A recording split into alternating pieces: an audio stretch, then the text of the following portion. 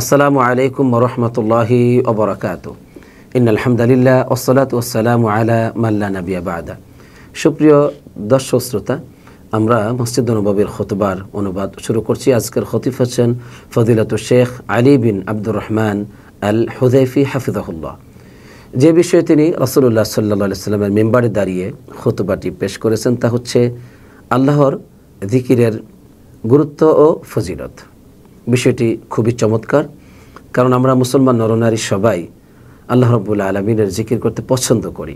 যদি আমরা উদাসীন গাফেল, তারপরও এই বিষয়টি আমাদের কাছে প্রশান্তির কারণ, এটা একটা আনন্দের কারণ, এটা সবাই আমরা ভালোবাসি আলহামদুলিল্লাহ। কিন্তু আমরা উদাসীন থাকি, গাফেল থাকি।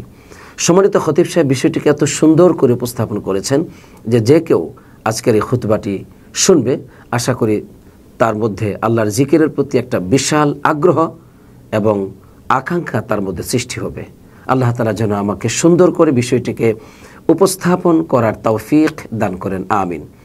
সম্মানিত খতিব সাহেব প্রথমেই আল্লাহ রাব্বুল আলামিনের প্রশংসা জ্ঞাপন করেছেন, অতঃপর রাসূলুল্লাহ সাল্লাল্লাহু আলাইহি ওয়াসাল্লামের উপর দরুদ পাঠ করে তিনি আমাদেরকে বলছেন যে, হে মুসলমানগণ, আল্লাহ সুবহানাহু ওয়া তাআলা তোমাদেরকে এমন একটি গুণ দ্বারা ডেকেছেন যা হচ্ছে একজন মানুষের জন্য সবচেয়ে শ্রেষ্ঠতম গুণ, তা হচ্ছে ঈমানদার বলে ডেকেছেন।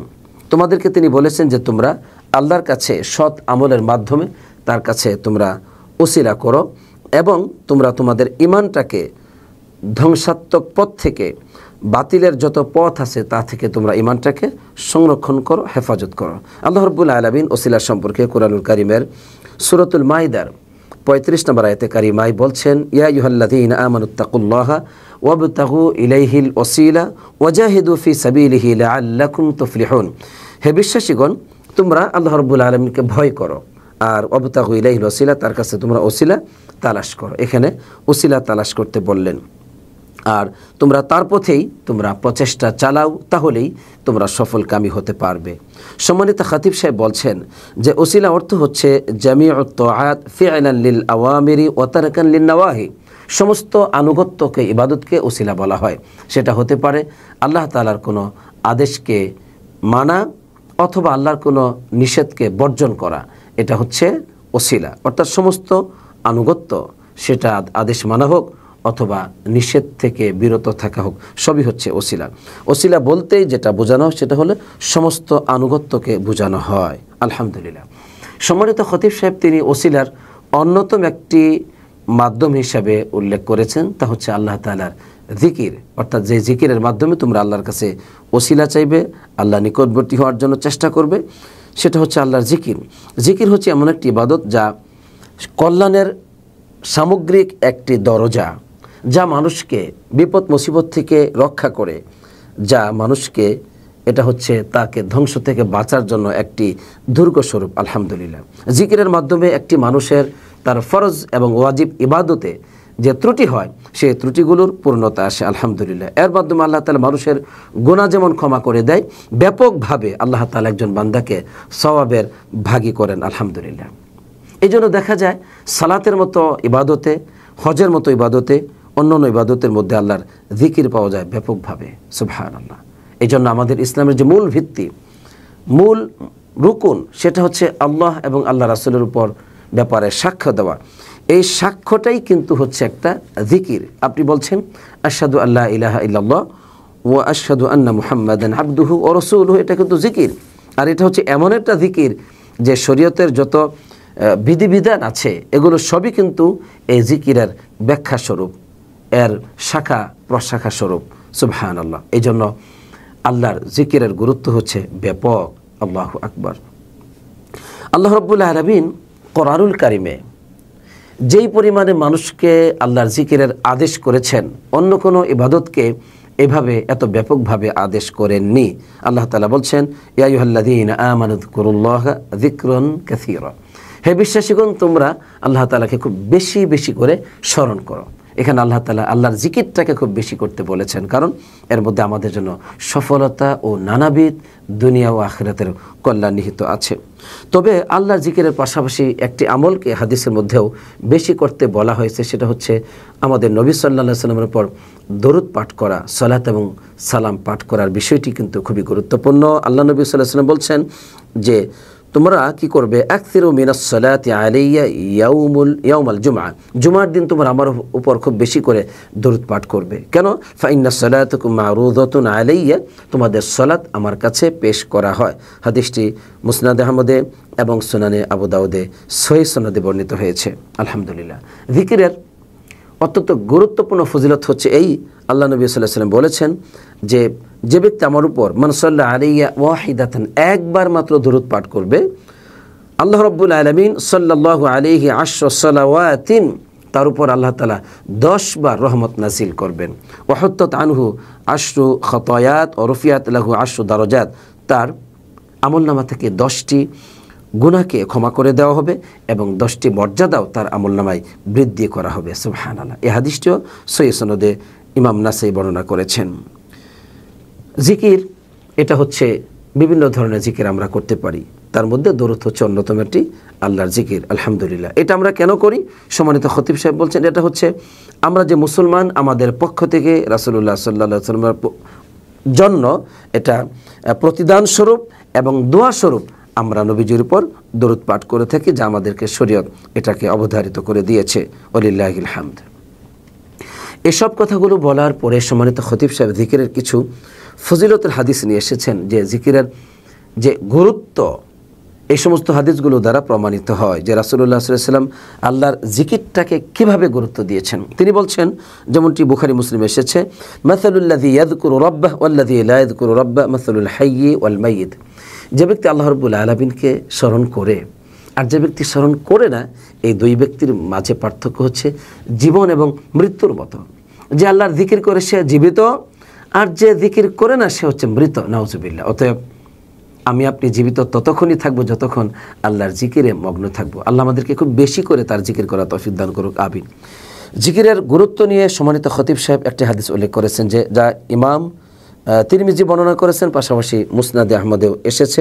হাদিসটি সহিহ, যে আল্লাহ নবী সাল্লাল্লাহু আলাইহি ওয়াসাল্লাম একবার সাহাবায়ে কেরামদেরকে বলছেন, আমি কি তোমাদেরকে এমন একটি বিষয়ে সংবাদ দিব না, এমন একটি আমল সম্পর্কে সংবাদ দিব না, যে আমলটি হচ্ছে উত্তম আমল, যে আমলটি তোমাদের মালিকের কাছে অধিক গুরুত্বপূর্ণ এবং তোমাদের সম্মান ও মর্যাদা বৃদ্ধির জন্য অধিক একটি সম্মান বৃদ্ধি আমল এবং স্বর্ণ রূপা দান খয়রাত করার চাইতেও যা হচ্ছে অধিক উত্তম, এবং এটা আরও উত্তম যে তোমরা শত্রুর মোকাবেলা করে শত্রু তোমাদের ঘাড়ে আঘাত করবে, তোমরা শত্রুর ঘাড়ে আঘাত করবে, এর চাইতেও অধিক উত্তম একটি আমলের কথা আমি তোমাদেরকে বলে দিব না? তখন সাহাবায়ে কেরামগণ বললেন, ক্বালু বালা ইয়া রাসূলুল্লাহ, অবশ্যই আপনি বলবেন, হ্যাঁ অবশ্যই বলবেন। রাসূলুল্লাহ সাল্লাল্লাহু আলাইহি ওয়াসাল্লাম তখন বললেন, যিকরুল্লাহ, আল্লাহর জিকির। সুবহানাল্লাহ। আল্লাহর জিকিরের এত মর্যাদা, এত ফজিলত, এত গুরুত্ব এসেছে। আল্লাহুম্মা লাকাল হামদু ওয়া লাকাশ শুকর। এই হাদিস শোনার পরে একজন মুসলিম তো আল্লাহর জিকির থেকে উদাসীন হতেই পারে না। আল্লাহ আমাদেরকে তাকে জিকির করার, স্মরণ করার তৌফিক দান করুক, আমিন। জিকিরের আরেকটি ফজিলত হচ্ছে, গুরুত্ব হচ্ছে যে আল্লাহ নবী সাল্লাল্লাহু আলাইহি ওয়াসাল্লাম একবার বললেন যে তাকে যখন জিজ্ঞেস করা হলো, আইয়ুল ইবাদি আফযলু দারাজাতান ইনদাল্লাহ, আল্লাহর কাছে সবচেয়ে উত্তম ব্যক্তিটি কে হবে মর্যাদার দিক থেকে? ইয়াউমাল কিয়ামা, কিয়ামতের দিন, কিয়ামতের দিন মর্যাদার দিক থেকে উত্তম ব্যক্তিটি, সবচেয়ে মর্যাদাপূর্ণ ব্যক্তিটি কে হবে? তখন নবী করিম সাল্লাল্লাহু আলাইহি ওয়াসাল্লাম বলছেন, আয-যাকিরুনাল্লাহ কাসীরা, যারা আল্লাহ তাআলাকে সবচেয়ে বেশি জিকিরকারী তারা আল্লাহর কাছে অধিক সম্মানিত উত্তম বান্দাই মর্যাদা পাবে কিয়ামতের দিন। সুবহানাল্লাহ। হাদিসটি তিরমিজিতে এসেছে। অতএব জিকিরের বিকল্প নেই প্রিয় ভাই ও বোনেরা, তাই আমাদের উচিত আমরা সর্বদাই আল্লাহর জিকির করব, তাহলে আমরা সত্যি বিশাল মর্যাদা পাবো। আল্লাহ আমাদেরকে সে তৌফিক দান করুক, আমিন। সম্মানিত খতিব সাহেব জিকিরের 3টি স্তর বলেছেন। সবচেয়ে সাধারণ স্তর বা প্রথম একটি নিম্নমানের স্তর হচ্ছে যে আপনি আল্লাহর জিকির করবেন অন্তর দিয়ে, শুধু অন্তর দিয়ে মনে মনে আল্লাহ স্মরণ থাকবে, এতটুকুই। আপনার যে জিহ্বা এটা লড়াচাড়া করবে না, কিন্তু অন্তরে আল্লাহর স্মরণ থাকবে, এর মধ্যে আপনি সওয়াব পাবেন। এটা হচ্ছে জিকিরের একটি সাধারণ অবস্থা। মধ্যম অবস্থা হচ্ছে জিকিরের, যে আপনি জিহ্বা দিয়ে আল্লাহ তাআলাকে স্মরণ করতে থাকবেন আর অন্তরে আপনার স্মরণ থাকবে আল্লাহ, তবে কখনো কখনো উদাসীন হয়ে যাবেন। অন্তর উদাসীন, অন্তর কোন দিকে চলে গেছে খবর নেই, তবে মুখে আল্লাহ তাআলার জিকির হচ্ছে, এরকম হচ্ছে দ্বিতীয় স্তর। এটা হলো 2 নম্বর স্তর। 3 নম্বর স্তর হচ্ছে, যেটা হচ্ছে সবচেয়ে উত্তম মাকাম, শ্রেষ্ঠ মাকাম, সেটা হচ্ছে আল্লাহ রাব্বুল আলামিনকে আপনি স্মরণ করবেন জিহ্বা দিয়ে, জবান দিয়ে, পাশাপাশি অন্তর দিয়ে আল্লাহর জিকিরের অর্থ, আল্লাহর যে সম্মান, মর্যাদা, মহত্ব, বরত্বকে আপনি অনুধাবন করবেন। এটা হচ্ছে জিকিরের সবচেয়ে শ্রেষ্ঠতম স্তর। অতএব আমরা যেন এই সর্বশেষ যে জিকিরের শ্রেষ্ঠতম স্তর, যা অন্তরে আল্লাহর মহত্ব, বরত্ব থাকবে, মুখে আল্লাহর যে জিকিরের যে উচ্চারণ, সেগুলো আমরা মুখ দিয়ে, আমাদের জবান দিয়ে উচ্চারণ করতে থাকবো। এভাবে আল্লাহ তাআলা আমাদেরকে জিকির করার তৌফিক দান করুক, আমিন। এরপর সম্মানিত খতিব সাহেব বলছেন, আল্লাহর জিকিরের অর্থটা হলো যে আল্লাহর প্রশংসা করা, আল্লাহর পবিত্রতা, গুণগান, গুণকীর্তন বর্ণনা করা। সেটা যে কোনোভাবে, যে কোনো মাধ্যমে হতে পারে। কোনো ব্যক্তি যদি লা ইলাহা ইল্লাল্লাহ বলে, আল্লাহু আকবার বলে, আলহামদুলিল্লাহ বলে, সুবহানাল্লাহ বলে, সবই কিন্তু আল্লাহর জিকির। কোনো ব্যক্তি বলল লা ইলাহা ইল্লাল্লাহ, এটাও আল্লাহর জিকির। লা হাওলা ওয়ালা কুওয়াতা ইল্লা বিল্লাহিল আলিয়্যিল আযীম, এটাও আল্লাহর জিকির। কেউ বলল আস্তাগফিরুল্লাহ, এটাও জিকির। কেউ দোয়া করলো, রাসূলুল্লাহ সাল্লাল্লাহু আলাইহি ওয়াসাল্লামের উপর দরুদ পাঠ করলো, সবই হচ্ছে জিকির। মোট কথা হলো আল্লাহর প্রশংসা, গুণগান, বরত্ব, মহত্ব এবং তার সম্মানকে প্রকাশ করা, তার যত যে কোনো তার ব্যাপারে ত্রুটি, তারপরে দুর্বলতা, অক্ষমতা, এগুলো থেকে তাকে পুত পবিত্র ঘোষণা করা, এগুলো হচ্ছে আল্লাহর জিকির। আল্লাহ রাব্বুল আলামিন আমাদেরকে তার জিকির করার তৌফিক দান করুক, আমিন। আর সবচেয়ে উত্তম প্রশংসা হচ্ছে আলহামদুলিল্লাহ রাব্বিল আলামিন বলা, কারণ এটা হচ্ছে আল্লাহর সমস্ত নাম এবং গুণাবলী এর মধ্যে রয়েছে। আল্লাহর সমস্ত প্রজ্ঞাপূর্ণ যে কর্ম, সবই কিন্তু আল্লাহর এই প্রশংসার মধ্যে রয়েছে, আলহামদুলিল্লাহ রাব্বিল আলামিন বলার মধ্যে। এজন্য এর গুরুত্ব রয়েছে ব্যাপক থেকে ব্যাপকতর, আলহামদুলিল্লাহ। কোরআনুল কারীম তেলাওয়াত করা নিঃসন্দেহে এটা হচ্ছে আফদালুল জিকির, সবচেয়ে শ্রেষ্ঠতম জিকির। কারণটা কি? কারণটা হচ্ছে কোরআন তেলাওয়াতের মধ্যে রয়েছে আল্লাহ এবং আল্লাহ রাসূলের ভালোবাসা, কোরআন তেলাওয়াতের মধ্যে রয়েছে আল্লাহর প্রশংসা, জান্নাত এবং জাহান্নামের বিবরণ, শরীয়তের বিভিন্ন বিধিবিধান, এবং সেখানে রয়েছে ভালো কাজের আকর্ষণ, নির্দেশনা এবং মন্দ কাজ থেকে সতর্কবাণী রয়েছে। এজন্য কোরআন তেলাওয়াতকে আফদালুল জিকির বলা হয়েছে, কারণ এটা সমষ্টিগতভাবে সকল জিকিরকে শামিল করে। এজন্য এই জিকিরটা হচ্ছে অধিক উত্তম। তবে আমাদেরকে স্মরণ রাখতে হবে আল্লাহর জিকির করার সময় আল্লাহ এবং আল্লাহ রাসূলের মহব্বত যেন আমাদের অন্তরে থাকে। আল্লাহ সেই তৌফিক দান করুক, আমিন। জিকিরের সীমাহীন সওয়াবের ঘোষণা দিয়েছেন সম্মানিত খতিব সাহেব রাসূলুল্লাহ সাল্লাল্লাহু আলাইহি ওয়াসাল্লামের একাধিক হাদিস উল্লেখ করে। যেমন এক হাদিসের মধ্যে আসছে যে জিকিরটা আসলে খুবই সহজ। সেটা কি? আল্লাহ নবী সাল্লাল্লাহু আলাইহি ওয়াসাল্লাম বলছেন, যে ব্যক্তি সকালবেলা বলবে লা ইলাহা ইল্লাল্লাহু ওয়াহদাহু লা শারীকা লাহু লাহুল মুলকু ওয়া লাহুল হামদু ওয়া হুয়া আলা কুল্লি শাইইন কদির 100 বার, তাহলে তার বিরাট সওয়াব রয়েছে। 1 নম্বর, তাকে 10টি গোলাম আজাদ করার সওয়াব দেওয়া হবে। 2, ওই ব্যক্তির জন্য 100 সওয়াব লেখা হবে। 3, ওই ব্যক্তির আমল থেকে 100টি গুনাহ মুছে দেওয়া হবে, ক্ষমা করে দেওয়া হবে। 4, ওই ব্যক্তির জন্য এই আমল করার কারণে ওই দিন শয়তানের কুমন্ত্রণা, আক্রমণ থেকে সে নিরাপত্তা পাবে সন্ধ্যা পর্যন্ত।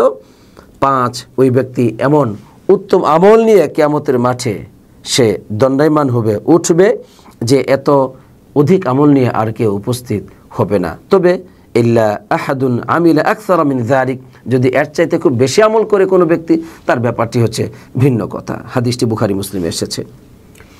জিকিরের সওয়াব নিয়ে সম্মানিত খতিব সাহেব আরও উল্লেখ করলেন যে উম্মে হানি রাদিয়াল্লাহু তাআলা আনহা একজন সাহাবিয়া, তিনি বলছেন যে আমি রাসূলুল্লাহ সাল্লাল্লাহু আলাইহি ওয়াসাল্লামকে বললাম, ইয়া রাসূলুল্লাহ মুরনি বিআমালিন আমালুহু আনা জালিসা, আপনি আমাকে এমন একটি আমলের কথা বলুন যে আমলটি আমি বসে বসে আমল করব। বসে বসে থাকি তো আমি আমল করব বসে বসে। রাসূলুল্লাহ সাল্লাল্লাহু আলাইহি ওয়াসাল্লাম তাকে এমন কিছু সহজ আমল দিলেন যার সওয়াব হচ্ছে ব্যাপক। আল্লাহু আকবার। বললেন, সাব্বিহিল্লাহ মিআতা তাসবিহা, তুমি 100 বার তাসবিহ পাঠ করবে, মানে সুবহানাল্লাহ 100 বার পড়বে। এতে করে তোমার সওয়াব হবে যে ইসমাঈল আলাইহিস সালামের সন্তানদের মধ্য থেকে এরকম 100টি গোলাম আজাদ করার সওয়াব তুমি পেয়ে যাবে। সুবহানাল্লাহ। এরপরে বললেন, তুমি 100 বার আলহামদুলিল্লাহ বলবে, তাহলে তুমি কি পাবে? জিন পরিহিত এরকম লাগাম পরিহিত যে ঘোড়া, 100টি ঘোড়া যেটা আল্লাহর পথে আপনি ব্যয় করছেন, ঠিক এরকম এত বিশাল সওয়াব আল্লাহ তাআলা আপনাকে দান করবেন। এরপরে বললেন যে তুমি 100 বার আল্লাহু আকবার বলবে, তাহলে এরকম 100 উট যেগুলো গলায় মালা পরিধান করা হয়েছে, যেগুলো কুরবানির জন্য প্রস্তুত করা হয়েছে, এমন 100টি উট কুরবানি করার জন্য যে সওয়াব হয়, এই সওয়াব তুমি পেয়ে যাবে। সুবহানাল্লাহ। তুমি 100 বার এরকম লা ইলাহা ইল্লাল্লাহ পাঠ করবে, তাহলে আকাশ এবং জমির সমস্ত জায়গা সওয়াবে পরিপূর্ণ হয়ে যাবে। সুবহানাল্লাহ। তাহলে 100 বার সুবহানাল্লাহ, 100 বার আলহামদুলিল্লাহ, 100 বার লা ইলাহা ইল্লাল্লাহ, 100 বার আল্লাহু আকবার বলা, এটা কি খুব কঠিন ব্যাপার? মোটেও কঠিন নয়, কিন্তু সওয়াব হচ্ছে সীমাহীন। এটা মানে অকল্পনীয়। এটা দ্বারা আসলেই আমরা অনুধাবন শক্তি, এটা আমাদের মানে ক্ষমতার বাহিরে, অনুধাবন শক্তির বাহিরে এত সওয়াব আল্লাহ তাআলা এই সামান্য আমলের মধ্যে রেখে দিয়েছেন। সুবহানাল্লাহ, সুবহানাল্লাহ। হাদিসটি হাসান সনদে মুসনাদে আহমদ এবং নাসাইতে বর্ণিত হয়েছে। জিকিরের আরেকটি হাদিস উল্লেখ করলেন সম্মানিত খতিব সাহেব, যে আল্লাহ নবী সাল্লাল্লাহু আলাইহি সাল্লাম তিনি বললেন যে ব্যক্তি এরকম সুবহানাল্লাহ, আলহামদুলিল্লাহ, ওয়ালা ইলাহা ইল্লাল্লাহ পাঠ করবে, তো এই জিকিরগুলো তারা আরশের চতুর্পার্শ্বে ঘোরাফেরা করতে থাকে। সুবহানাল্লাহ, আলহামদুলিল্লাহ, এরপরে ওয়ালা ইলাহা ইল্লাল্লাহ, এগুলো আরশের চতুর্পার্শ্বে ঘোরাফেরা করতে থাকে। আর এগুলো মৌমাছির গুনগুন আওয়াজের মতো তার আওয়াজ করতে থাকে। তাযকুরু বিসাহিবিহা, যে ব্যক্তি এই জিকিরগুলো করে তাকে তারা স্মরণ করতে থাকে। সুবহানাল্লাহ, আল্লাহু আকবার। এজন্য আমি আপনি আল্লাহর স্মরণ করব, আল্লাহ আমাদেরকে স্মরণ করবেন। ফাযকুরুনি আযকুরকুম, তোমরা আমাকে স্মরণ করো, আমি তোমাদেরকে স্মরণ করব। সুবহানাল্লাহ। এই জন্যই জিকিরের এত গুরুত্ব রয়েছে। আল্লাহু আকবার একটি হাদিস এত চমৎকার উল্লেখ করেছেন, যা ইমাম তবরানি বর্ণনা করেছেন সহিহ সনদে, যে মুআয বিন জাবাল রাদিয়াল্লাহু তাআলা আনহু বলছেন রাসূলুল্লাহ সাল্লাল্লাহু আলাইহি ওয়াসাল্লাম থেকে, যে লাইসা ইয়াতাহাসসারু আহলুল জান্নাহ ইল্লা আলা সাআতিন মাররাত বিহিম ওয়ালাম ইয়াযকুরুল্লাহা ফিহা, যে জান্নাতের অধিবাসীরা জান্নাতে প্রবেশ করার পরে তাদের কোনো আফসোস থাকবে না, সমস্ত আফসোস দূর হয়ে যাবে। তবে একটা আফসোস থেকে যাবে, সেটা হচ্ছে যে সময়টুকু তাদের জীবন থেকে অনর্থক চলে গেছে, ওই সময়গুলোতে আল্লাহ রাব্বুল আলামিনের জিকির তারা করেনি, এই আফসোসটা কিন্তু থেকে যাবে যে তারা আল্লাহর জিকির করে নাই। সুবহানাল্লাহ, সুবহানাল্লাহ।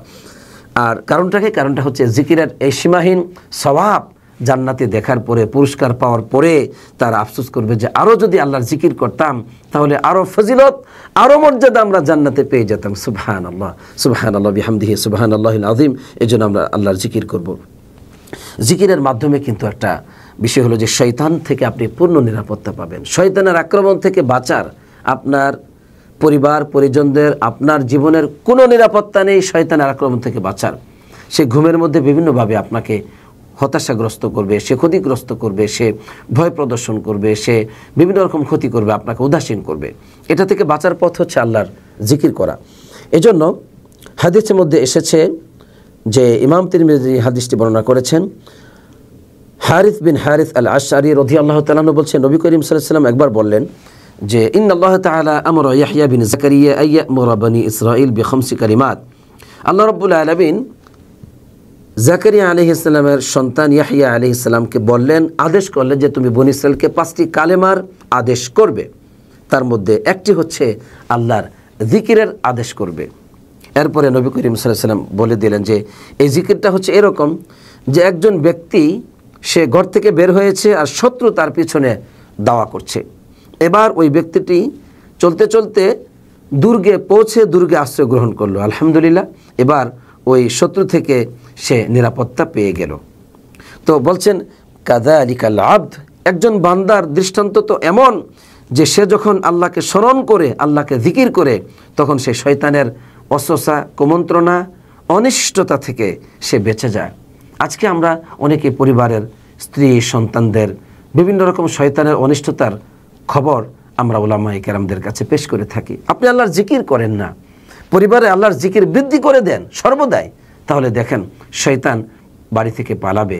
আলহামদুলিল্লাহ, আপনারা বিভিন্ন অশান্তি থেকে বেঁচে যাবেন, ঝগড়া ফাসাদ কলহ থেকে বেঁচে যাবেন। আলহামদুলিল্লাহ, জিকিরের মাধ্যমে আমি আপনি মহা এবং কঠিন বিপদ মুসিবত থেকে মুক্তি পাবো। সুবহানাল্লাহ। যার দৃষ্টান্ত আল্লাহ তাআলা দিয়েছেন যে ইউনূস আলাইহিস সালামকে যখন মাছ খেয়ে ফেলেছিল, মাছের পেটে তিনি প্রবেশ করেছিলেন, মাছ সমুদ্রের ভিতরে তাকে নিয়ে চলে গিয়েছিল। তো আল্লাহ রাব্বুল আলামিনকে তিনি জিকির করেছিলেন, স্মরণ করেছিলেন। তিনি বলেছিলেন যে লা ইলাহা ইল্লা আনতা সুবহানাকা ইন্নী কুনতু মিনাজ জালিমিন। এরপর আল্লাহ তাআলা তাকে রক্ষা করেছেন, বাঁচিয়েছেন। আল্লাহ বলছেন ফালাউলা আন্নাহু কানা মিনাল মুসাব্বিহিন লালাবিথা ফি বাতনিহি ইলা ইয়াউমি ইবআসুন, সে যদি তাসবিহ পাঠকারীদের অন্তর্ভুক্ত না হতো তাহলে সে কিয়ামত দিবস পর্যন্ত ওই মাছের পেটের ভিতরেই সে অবস্থান করত। আল্লাহু আকবার। তাহলে দেখুন এই কঠিন বিপদ, পৃথিবীর কোনো মানুষ মাছের পেট থেকে তাকে রক্ষা করতে পারবে না, সেও বাঁচতে পারবে না, কিন্তু সেখানে আল্লাহ তাকে জীবিত রেখেছেন এই জিকিরের মাধ্যমে, তাসবিহ পাঠের মাধ্যমে।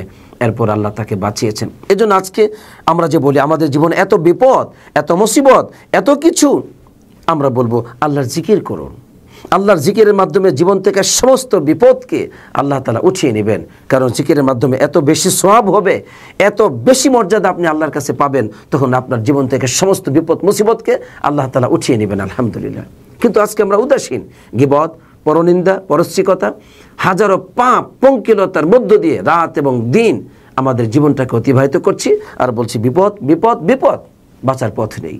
বিষয়টি খুবই দুঃখজনক। আল্লাহ আমাদেরকে আল্লাহকে বেশি করে স্মরণ করা তৌফিক দান করুক, আমিন। এমনকি হাদিসের মধ্যে আসছে, নাসাইত এবং ইমাম হাকিম তার মুস্তাদরাক আল হাকিমে বর্ণনা করেছেন যে এই জিকির হচ্ছে আল্লাহর পক্ষ থেকে একটি রিজিকের মাধ্যম, আলহামদুলিল্লাহ। হাদিসটা এইভাবে আসছে যে আব্দুল্লাহ বিন আমর রাদিয়াল্লাহু তাআলা আনহু বলেন, নবী করিম সাল্লাল্লাহু আলাইহি ওয়াসাল্লাম বললেন, ক্বালা নূহ লিইবনিহি, নূহ আলাইহিস সালাম তার সন্তানদেরকে বললেন, যে তার সন্তানকে বললেন, আমি তোমাকে ওসিয়ত করছি, তুমি বলবে সুবহানাল্লাহি ওয়া বিহামদিহি, এই জিকিরটা করবে তুমি, কারণ এটা হচ্ছে সৃষ্টির সালাত, তাসবিহুল খালকি, সৃষ্টির তাসবিহ, ওয়া বিহা ইয়ারযুকুল খালকু, এর মাধ্যমে সৃষ্টি রিজিক পায়। সুবহানাল্লাহ। এর মানে এটা হচ্ছে মানব জাতির জন্য এটা দোয়া স্বরূপ, এটা হচ্ছে মানব জাতির জন্য এটা তাসবিহ পাঠ স্বরূপ, এটা হচ্ছে মানব জাতির জন্য এটা রিজিক স্বরূপ, আলহামদুলিল্লাহ। অতএব এর মাধ্যমে ওয়া বিহা ইয়ারযুকুল খালক, মানুষ এর মাধ্যমে রিজিক পায়। হাদিসের মধ্যে একটা হাদিস আমি উল্লেখ করতে পারি, জান্নাতীরা কিন্তু জান্নাতে এই সুবহানাল্লাহ বিহামদিহি আল্লাহর তাসবিহ পাঠ করবে, এর মাধ্যমে তারা জান্নাতে সুবহানাল্লাহ রিজিক পাবে। অতএব দুনিয়াতেও আমরা আল্লাহর তাসবিহ পাঠের মাধ্যমে রিজিক পাবো। আল্লাহ যেন আমাদেরকে বুঝার তৌফিক দান করেন, আমিন। তো আমরা জিকির সম্পর্কে প্রথম খুতবাটি এখানে শেষ করছি। দ্বিতীয় খুতবা সম্মানিত খতিব সাহেব তিনি এত সুন্দর করে কিছু কথা বলেছেন যে আমাদের নবী রাসূলগণ এবং আমাদের পূর্বপুরুষগণ তারা আল্লাহর খুব জিকির করতেন। যেমন রাসূলুল্লাহ সাল্লাল্লাহু আলাইহি ওয়াসাল্লামের চরিত্র ছিল এরকম যে কানা নবী সাল্লাল্লাহু আলাইহি ওয়াসাল্লাম ইয়াযকুরুল্লাহ আলা কুল্লি আহইয়ানিহি, আয়েশা রাদিয়াল্লাহু তাআলা বলছেন নবী করিম সাল্লাল্লাহু আলাইহি ওয়াসাল্লাম সর্বদাই আল্লাহ তাআলার জিকির করতেন। সুবহানাল্লাহ, সর্বদাই আল্লাহর জিকির করেছেন। হাদিসটি সহিহ মুসলিমে এসেছে। তো আল্লাহ নবী সাল্লাল্লাহু আলাইহি ওয়াসাল্লাম মুসা আলাইহিস সালাম সম্পর্কে জানিয়েছেন যে মুসা আলাইহিস সালাম তিনি আল্লাহ তাআলাকে বলছেন যে ইয়া রব্বি কদ আনামতা আলাইয়া কাসীরান ফাদুল্লানি আলা আন আশকুরুকা কাসীরা, হে আমার রব, আপনি তো আমাকে অনেক নিয়ামত দিয়েছেন, এবার আপনি আমাকে এমন একটি পথ দেখান যে আমি যেন আপনার অনেক বেশি শুকর আদায় করতে পারি। তখন আল্লাহ সুবহানাহু ওয়া তাআলা তাকে বললেন যে মুসা, তুমি আমার স্মরণ খুব বেশি বেশি করবে, তাহলে তুমি আমার স্মরণ যখন বেশি করে করবে তখন তুমি আমার বেশি করে শুকর আদায় করলে, আর যদি আমাকে ভুলে যাও ফাকদ কাফারতানি, তাহলে তুমি আমার কুফরি করলে। হাদিসটি ইমাম বাইহাকি তার শুআবুল ঈমানে বর্ণনা করেছেন। তো জিকিরের গুরুত্বটি অন্যান্য নবীদের কাছেও ছিল ব্যাপকভাবে, কারণ আল্লাহ তাআলা এটা পছন্দ করেন। আমাদের সালাফদের মধ্যে যেমন ইমাম নয় বরং আবু হুরায়রা রাদিয়াল্লাহু তাআলা আনহু, তিনি ঘুমানোর আগে 1000 বার 1000 বার তাসবিহ পাঠ করে এরপরে তিনি ঘুমাতেন। সুবহানাল্লাহ, 1000 বার তাসবিহ পাঠ করতেন, সুবহানাল্লাহ বিহামদি 1000 বার পাঠ করতেন। আর ইবনে সিরিন রাহমাতুল্লাহ আলাইহি তার প্রতি কথার মধ্যেই তিনি কথা বললেই সুবহানাল্লাহিল আযীম বলতেন, মানে যে কোনো কথাই বলতেন তার জীবনে তিনি সুবহানাল্লাহিল আযীম বলতেন। আর খালিদ বিন মাদান একজন শ্রেষ্ঠ মুনি ছিলেন, তিনি প্রতিদিন 40,000 বার আল্লাহর তাসবিহ পাঠ করতেন। সুবহানাল্লাহ সুবহানাল্লাহ, কোরআন তেলাওয়াত ব্যতীত এটা, এরপরে তো কোরআন তেলাওয়াত করতেন। তো এই ছিল নবীদের অবস্থা, এই ছিল সালাফদের অবস্থা। তো এই জায়গায় আমি আপনি কোথায়? আজকে যে আমরা অভিযোগ করি জুলুম অত্যাচারের, হাজারো ফিতনার, অধিকার হারানোর, নিরাপত্তাহীনতার যে অভিযোগ আজকে আমরা করছি, আল্লাহ রাব্বুল আলামিন কি জানেন না আমরা যে বিপদে আছি? আল্লাহ জানেন, কারণ আমরা বিপদে তো থাকবই। আমরা আল্লাহকে ভুলে গিয়ে দুনিয়ার পথে ছুটাছুটি করছি, দুনিয়াই হচ্ছে আমাদের সুখ এবং শান্তির একমাত্র স্থল, লক্ষ্যবস্তু, যার জন্য আমাদের বিপদের শেষ নেই। যদি আমরা আমাদের রবকে ভালোবাসতাম, তাকে যদি স্মরণ করতাম, তাকে যদি সম্মান করতাম, জীবনের সকল বিপদে মুসিবতে তাকেই আশ্রয়দাতা হিসেবে গ্রহণ করতাম, তাহলে আমাদের এত হতাশা থাকতো না জীবনে, এত দুঃখ যন্ত্রণা নিয়ে আমরা জীবনযাপন করতাম না। অতএব আসুন শান্তির দিকে ফিরে যাই, তা হচ্ছে আল্লাহর জিকিরে। এই জন্য আল্লাহ তাআলা বলছেন যে আলা বিযিকরিল্লাহি তাতমাইন্নুল কুলুব, তোমরা জেনে রাখো আল্লাহর জিকিরেই তোমাদের অন্তরে প্রশান্তি রয়েছে। আসুন প্রশান্তিময় নিরাপত্তাপূর্ণ জীবন পাওয়ার জন্য আমাদের রবকে আমরা স্মরণ করি। আল্লাহ আমাদেরকে সেই তৌফিক দান করুক, আমিন। যা কিছু আজকের এই খুতবায় আমরা বলেছি, বলার তৌফিক পেয়েছি, আমরা শুনেছি, আমাদের সবাইকে এর উপর জীবন গঠন করার তৌফিক দান করুক, আমিন। আসসালাতু ওয়াসসালামু আলা নবিয়িনা মুহাম্মদ ওয়া আলা আলিহি ওয়া সাহবিহি আজমাইন।